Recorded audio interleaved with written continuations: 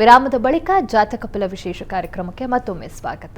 ಶಾಸ್ತ್ರಿಗಳೇ, ಇನ್ನುಳಿದ 6 ರಾಶಿಗಳ ಫಲಾಫಲ ಹೇಗಿದೆ ತಿಳಿಸ್ಕೊಡೋದಾದ್ರೆ? ಇನ್ನು ತುಲಾರಾಶಿಯವರಿಗೆ ದಿವಸ ತುಂಬ ಚೆನ್ನಾಗಿದೆ. ಕೆಲಸ ಕಾರ್ಯಗಳಲ್ಲಿ ಸಿದ್ಧಹಸ್ತರು, ಕೆಲಸ ಮುಗಿಸ್ತೀರಾ, ಪೂರ್ಣತೆ ಸಿಗುತ್ತೆ, ಅದಕ್ಕೆ ಒಳ್ಳೆಯ ಪ್ರತಿಫಲವೂ ಸಿಗುತ್ತೆ.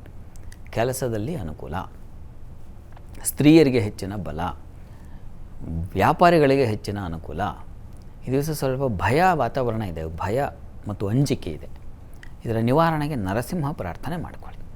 ವೃಶ್ಚಿಕ ರಾಶಿಯವರಿಗೆ ದಿವಸ ಕೆಲಸದಲ್ಲಿ ತುಂಬ ಉತ್ತಮವಾಗಿದೆ, ಸಹೋದ್ಯೋಗಿಗಳ ಸಹಕಾರ ಸಿಗುತ್ತೆ, ಕಲಾವಿದರಿಗೆ ತುಂಬ ಚೆನ್ನಾಗಿದೆ. ಆದರೆ ಹಣಕಾಸಿನ ವಿಚಾರದಲ್ಲಿ ತುಂಬ ತೊಂದರೆ ಇದೆ. ಅನುಕೂಲ ಕೆಲಸದಲ್ಲಿ ಇದೆಯಲ್ಲ ಅಂದರೆ ಕೆಲಸ ಅನುಕೂಲಕರವಾಗಿದೆ, ಹಣ ಇಲ್ಲ. ಆಮೇಲೆ ಮಾತು ಘರ್ಷಣೆಗೊಳಪಡ್ತೀರ, ಕುಟುಂಬ ಘರ್ಷಣೆಗಳನ್ನು ಸೂಚಿಸ್ತಾ ಇದೆ. ಈ ದಿವಸ ದೈವ ಸಹಾಯವೂ ಇಲ್ಲ, ಸ್ವಲ್ಪ ಕಿರಿಕಿರಿ ಜಾಸ್ತಿ. ಇದರ ನಿವಾರಣೆಗೆ ಸುಬ್ರಹ್ಮಣ್ಯ ಪ್ರಾರ್ಥನೆ, ಸುಬ್ರಹ್ಮಣ್ಯ ಸನ್ನಿಧಿಗೆ ಸ್ವಲ್ಪ ಬೆಲ್ಲ ಕೊಡಿ, ಅನುಕೂಲ ಆಗುತ್ತೆ. ಧನುರಾಶಿಯವರಿಗೆ ದಿವಸ ಆರೋಗ್ಯದಲ್ಲಿ ಬಾಧೆ ಇದೆ, ಸ್ವಲ್ಪ ಹುಷಾರು.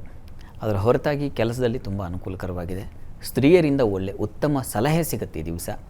ಹಿರಿಯರಿಂದ ಅನುಕೂಲ, ಉತ್ತಮ ಮಾರ್ಗದರ್ಶನ, ಸಹೋದರ ಸಹಕಾರ ತುಂಬ ಚೆನ್ನಾಗಿದೆ. ಈ ಆರೋಗ್ಯದ ಬಾಧೆ ನಿವಾರಣೆಗೆ ಶಿವ ಕವಚವನ್ನು ಕೇಳಿಸ್ಕೊಳ್ಳಿ ಅಥವಾ ಹೇಳಿಕೊಳ್ಳಿ, ಅನುಕೂಲ ಆಗುತ್ತೆ. ಇನ್ನು ಮಕರ ರಾಶಿಯವರಿಗೆ ಕೆಲಸದಲ್ಲಿ ಸಿದ್ಧಹಸ್ತರು, ನಿಮಗೂ ಕೂಡ ತುಂಬ ಚೆನ್ನಾಗಿದೆ. ಕೆಲಸ ಕಾರ್ಯಗಳಲ್ಲಿ ತೊಡಕಿಲ್ಲ, ಕಾರ್ಯಸಿದ್ಧಿಯಾಗುತ್ತೆ. ಸ್ತ್ರೀಯರಿಗೂ ಹೆಚ್ಚಿನ ಲಾಭ ಸೂಚಿಸ್ತಾ ಇದೆ. ನಿಮ್ಮ ಬಂಧುಗಳ ಸಹಕಾರ ಚೆನ್ನಾಗಿದೆ, ನಿಮ್ಮ ಸಂಗಾತಿಯ ಸಹಕಾರ ಚೆನ್ನಾಗಿರ್ತದೆ, ಅಷ್ಟು ತೊಡಕುಗಳಿಲ್ಲ, ಲಾಭದಾಯಕವಾಗಿದೆ. ಒಂದು ಉತ್ತಮ ಸಂದೇಶ, ಶುಭ ಸಂದೇಶವನ್ನು ಕೇಳ್ತೀರಾ ಈ ದಿವಸ, ಚೆನ್ನಾಗಿದೆ. ಪ್ರಾರ್ಥನೆಗೆ ನಿಮ್ಮ ಇಷ್ಟ ದೇವತಾ ಪ್ರಾರ್ಥನೆ ಮಾಡಿ. ಇನ್ನು ಕುಂಭರಾಶಿಯವರಿಗೆ ಸಂಗಾತಿಯ ಸಹಕಾರ ಚೆನ್ನಾಗಿದೆ ಈ ದಿವಸ.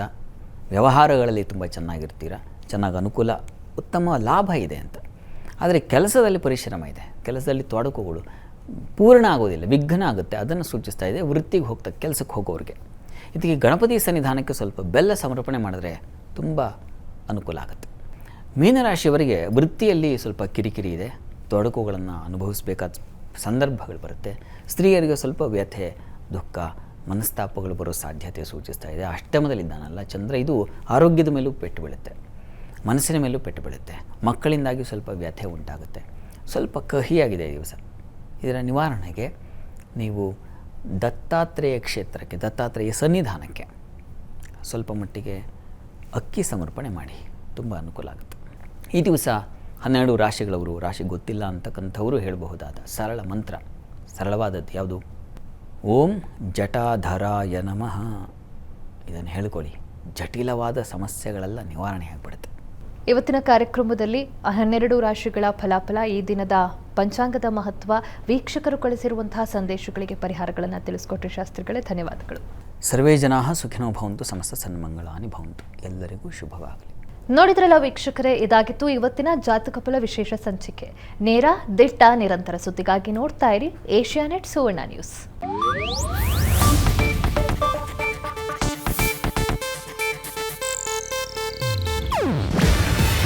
ಇದು ಏಷ್ಯಾನೆಟ್ ನ್ಯೂಸ್ ನೆಟ್ವರ್ಕ್ ಪ್ರಸ್ತುತಿ. ನೀವು ನೋಡ್ತಿದ್ದೀರಾ ಏಷ್ಯಾನೆಟ್ ಸುವರ್ಣ ನ್ಯೂಸ್.